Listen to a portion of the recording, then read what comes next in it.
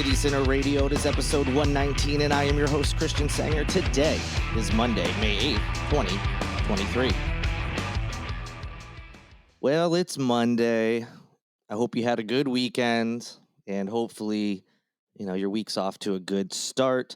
Had a pretty quiet weekend. Didn't really get into anything, so nothing super exciting to report, but plenty of stories to get to. A lot of them are legislative updates as we are quickly getting towards the end of the session. So let's just get right into it with the stories right now. A bill that would allow South Carolina to buy the drugs needed for lethal injection without revealing the name of the company who sells them will soon be heading to the governor's desk. The state Senate on Thursday approved minor changes that the House made in what's called the Shield Law bill with almost no debate. The proposal also requires the names of members of the execution team to be kept secret. You may remember South Carolina has had an unintended 12-year moratorium on the death penalty after its lethal injection drugs passed their expiration date and pharmacies refused to sell the state more. Several South Carolina death row inmates have run out of regular appeals, but their extensions are on hold because they can't be carried out. You may remember that in South Carolina, death row inmates have the option of choosing between two methods, lethal injection and for a while, the only other option was the electric chair. Once those drugs ran out, pharmacies, drug companies didn't want their company to be associated with killing people. Seems like a pretty good business practice, right? So for a while, because of that law, the inmates they didn't have a choice. All that was available was the electric chair. And since they didn't have a choice, the executions couldn't be carried out.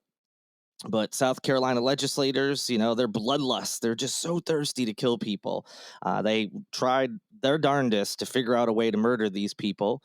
And so they tried to have a workaround. You may remember that they passed a law 2 years ago creating a firing squad, which would then give the inmates a choice between dying from the firing squad or the electric chair. Which, by the way, the chair was first used to kill an inmate in the state in 1913.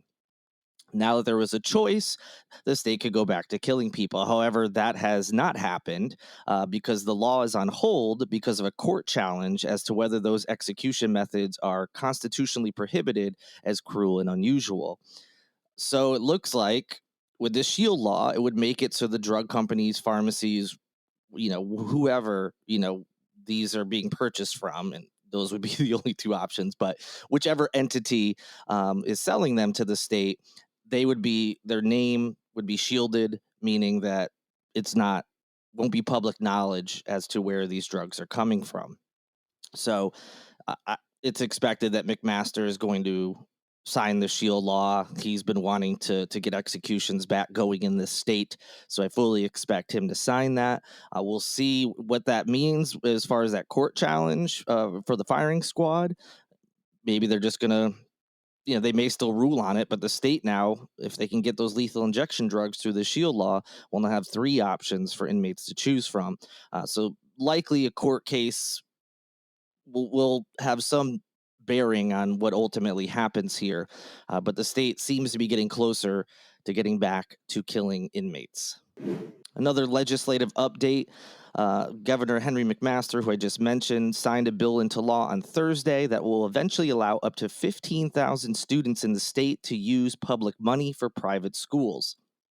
The bill signing capped what's been basically a 20-year effort that has run through 3 governors, 4 House speakers, and 5 education superintendents. That this effort by the Republicans in the state has gone through all these people. They have been trying so hard to get this passed, and it finally was and has now been signed into law. So what does this mean? Starting in the fall of 2024, the law will establish what are called education scholarship accounts. Parents and guardians can get up to $6,000 a year from those accounts to pay for tuition, transportation, supplies, or technology at either private schools or public schools outside their district. So basically, parents can decide they don't like the school that their kids are districted in. Is that a word? Districted? Wherever you live, as you all know, that determines what school you can go to. So if parents decide they don't like that school, they will have the opportunity to send their kids to a different public school or a private school, and they'll have that $6,000 a year to try to offset some of those costs. Now, it's not going to be available to just everybody, especially not at first. It starts with 5,000 openings for students whose families make about $60,000 or less a year. Then within 3 years, the eligibility is going to be capped at 15,000 students, or about 2% of South Carolina's school age population. And that percentage is only going to be for families making around $120,000 or less. But before this can even get underway, it will likely have to survive a court challenge, which is very much expected. The South Carolina Constitution prohibits using public money to benefit private educational institutions.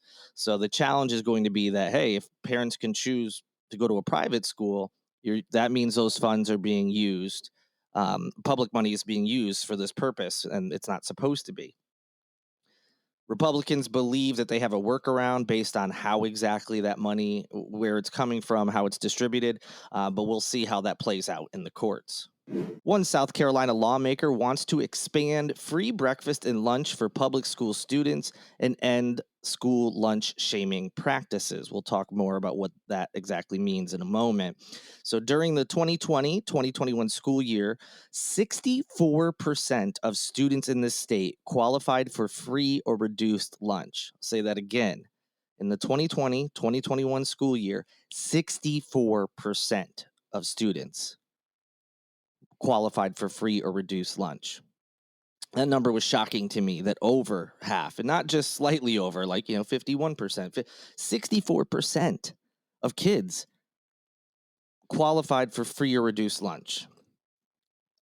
There's a whole ton of problems around that, but yeah, we should be able to feed our kids in schools.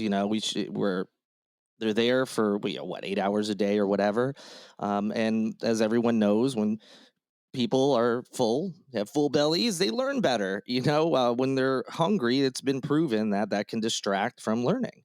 Not to mention it's just a human thing to do. So more than half of the state school districts are currently eligible to participate in the U.S. Department of Agriculture's Community Eligibility Program. 11 districts don't fully participate or don't participate at all. So under this program, schools in low-income areas get money to serve meals at no cost to students. And according to this article from WLTX, there are about 108 schools in this state that are qualified to participate in that program, which receives these federal reimbursements, but they weren't participating for whatever reason. So here comes Senator Katrina Shealy, who is proposing this.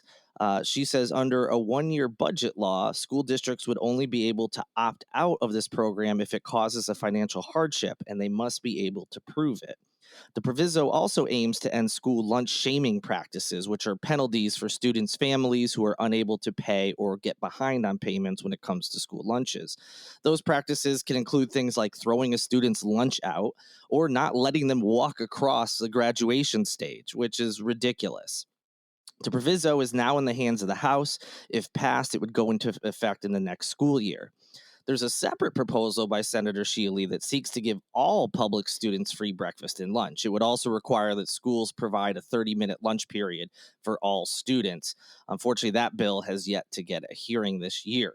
And as I mentioned at the top of the show, this current legislative session is about to wrap, so I doubt we're going to have any movement on that. So one proposal is going to make schools have to participate in that Department of Agriculture's Community Eligibility Program unless it can prove it would cause a financial hardship.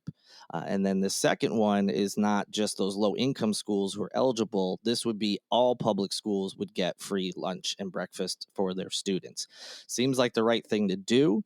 This legislation about providing lunch and breakfast for all public school students seems like a pretty good proposal. I like the idea. Hopefully, it'll get some traction in the next legislative session. Switching gears for a moment, the long-awaited opening of the International African American Museum in downtown Charleston is just about a little bit more than a month away, but visitors can now purchase their tickets or memberships in advance. Reservations can be made ahead of the museum's June 27th debut, and those reservations can be made on their website. Tickets at the moment can be booked for June 28th and beyond. General admission tickets are set at $19.95, but there is a discount available for youth that's age 6 to 16, seniors 60 who are 62 plus, and military can all get tickets for $9.95, so $10 discount for those. Once open, the International African American Museum will operate Tuesdays through Sundays from 11:30 a.m. to 4 p.m. I'm certainly excited to finally see this museum. You may remember it was supposed to open earlier this year. They had to postpone it due to some issues with inside the building, as far as it's like, I think it was this HVAC system, temperature control and all those types of things. They have been working on that and had set this June date to open. So pending any other delays, any unforeseen delays, the museum will open on June 27th. I'm very, very, very much looking forward to finally seeing it. This could become like a very important part of the Charleston area, whether it's for locals, visitors alike. So certainly interested to see it. And we're just about a little over a month away from finally being able to. ProPublica, this website, did a incredible story regarding Representative James Clyburn and how he protected his district at a cost to Black Democrats. Very disappointing to read this article. So I'm not going to get into it. There's so much. I mean, I am going to get into it, but not in great detail. There's incredible detail.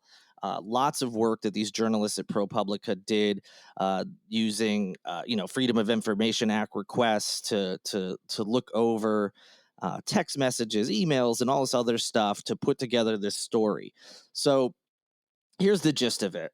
You may remember District 1, which Nancy Mace currently represents, was ruled to be racially gerrymandered and is currently, there's an appeal being done right now by Republicans who say that's not the case. We'll see how that court case plays out. But currently, one court had ruled that it's racially gerrymandered and needs to be fixed. So that's something that we're aware of in this area. We weren't particularly surprised by it. But one thing people continued to point out was, oh, yeah, well, sure, District 1 had some changes, but it also benefited James Clyburn's district. It helped him secure another win. And now he has been a multi-term winner and has been serving in the House of Representatives for decades. And it always just felt like, well, yeah, his district is safe for him. He's been around forever. But people kept saying, oh, this helped him out. This helped him out. Well, not only, a lot of people, I think, were like, well, yeah, sure. It may have helped him out, but it hurt Democrats' chances in other districts in doing so. So that's not really a win that people were thinking it was. Well, it's even worse than that. Apparently, according to this reporting, he had a hand in that gerrymandering because he wanted to keep his district safe for him. The downside to that, besides the fact there should be no gerrymandering of any type, regardless of what party you support, or what type of gerrymandering it is, it shouldn't be done.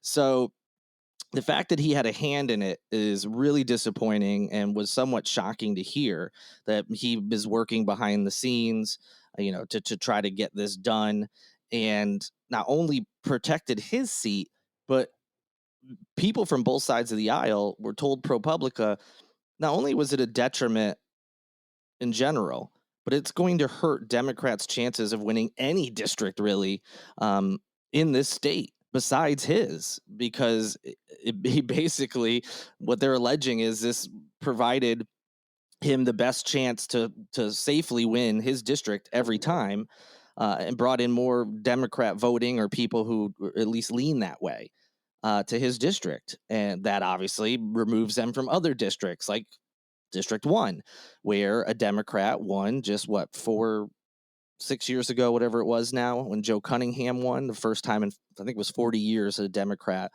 won that election. And that's not to say that if we took away the racial gerrymander, that Clyburn wouldn't have won his district anyway, or that Nancy Mace wouldn't have won District 1 anyway. That's not really the point. The point is that, again, gerrymandering is wrong in all capacity, and shouldn't be done. And he may have made it even harder in the state for Democrats to win any other offices. So, yeah, very disappointing.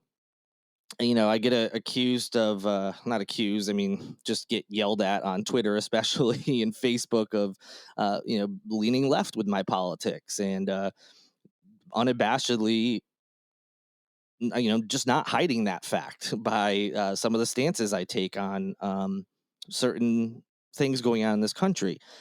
And it would be hypocritical to not call this out just because tend to vote for Democrats. This is, assuming the reporting is accurate, which I don't, see why it wouldn't be, and looking over it, it seems to be well researched and put together, and it's not a good look at all. And it's, again, disappointing and inappropriate that he was involved in any capacity, but involved to this degree to help himself and hurt others in his own party is extremely disappointing. Like I said, I'd be calling out if this was a Republican doing it. And so I'm doing it here because this is inappropriate and it shouldn't have been done. So, but again, that's a very broad overview of the story. It's a long story. Again, tons of research. It also just gets into his background, his history and politics and stuff like that. But it's a long but interesting and necessary read. I encourage you to check it out in the show notes. All right, lots of legislation talk. We had some good news in there about the museum. Let's finish this up on a funny note. There is a suspect in jail here in the Low Country after witnesses told police they saw him dancing naked in a median on Dorchester Road on Thursday. This information is coming from the North Charleston Police Department's incident report. A man by the name of Dante Gaitier, who is 34 and from Tallahassee, Florida, has been charged with one count of indecent exposure. At around 3:20 p.m. on Thursday, officers responded to the area of Dorchester Road and Purcell Drive for reports of a man dancing nude in the median. Police found that they found the suspect in a nearby gas station. He, at this point, had shorts on, but was reportedly rolling on the ground and dancing inside the gas station. So his theatrics continue, despite the fact he has left his stage in the middle of the road. Employees at the gas station told police that they saw the man dancing naked in the median and yelled at him to get out of the road. Still naked, he then walked into the store. He put on shorts after employees told him to get dressed. When police attempted to talk to the suspect, he was only able to mumble responses. So something going on with this guy, obviously, if you couldn't tell already by him dancing naked in the median. He was transported to the hospital, and this is the part that blows my mind. He later stated that he had taken CBD earlier in the day. Okay. I don't know if any of you have ever tried CBD, any products that have CBD in it. It is basically, CBD is cannabis without being able to get you high. That psychedelic properties have been removed. I'm not a scientist, but that's the gist of it. It's the same plant, same idea, and as I'm sure you've seen, there's stores pop up everywhere. It's constantly advertised on the internet that it's supposed to have like a calming effect and all these other claims that I don't think have necessarily, a lot of them have been proven. But CBD has removed, like I said, you don't get high from it. So the fact that he said he just took CBD as if, oh, that explains it. I mean, come on, it was not CBD. He might have taken something else, perhaps. In any event, he was medically cleared at the hospital and was then taken to the Al Cannon Detention Center. Jail records show that he was still in custody as of Friday afternoon, and he had a $20,000 bond. So Florida man comes to Charleston and does a Florida man thing. Interesting, to say the least. That'll do it for this edition of Holy City Center Radio. Thank you so much for listening. If you have a moment, please rate, review, subscribe, anything you can do on your podcast streaming platform of choice. Please do that. It helps me out. You can also go to holycitycenter.com/shop to pick up some merchandise, or go to patreon.com/holycitycenter to help support the show, the website, and everything else in a handful of different ways. Thank you to Lindsay Marie Collins for producing this and every episode of Holy City Center Radio. And also thank you to Tyler Boone, whose music you hear in each and every episode. I'll be back on Wednesday. Don't take any CBD. You may end up dancing naked in the middle of Dorchester Road. Be safe out there. Until Wednesday, good night and good luck.